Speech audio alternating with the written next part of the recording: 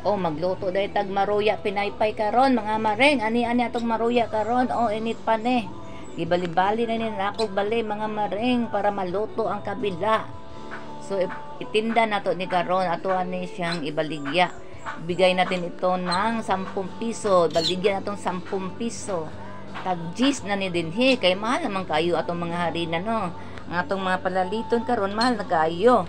Unya nga atong saging mahal pud ang kilo tag 18, 20 usay maabot og 20, sobra 20. Pero karon mahal na kayo natong saging. So ibaligya ra pud nato nig kaning maka ginansya pud ta. Alangan naman mamaligya tagot tay ginansya no.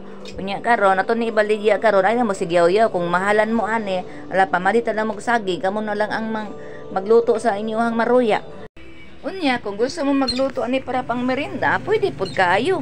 Kabalo man jud mo muluto ani o harina raman nin siya gitimplahan unya butangan dai ninyo kalumit para crunchy na siya nya na pud siya lasa. Mo ni ang puan saging pinaypay sayo naman hiwa-hiwaon lang man ni siya para mahimong pinaypay, di ba? O mo ni atong saging karon mga maring easy ra kay ni pang merienda. Mupalit lang og saging tapos inyuhan ni siyang lutuon. Ingana o luto na tong saging, lutuon ninyo na.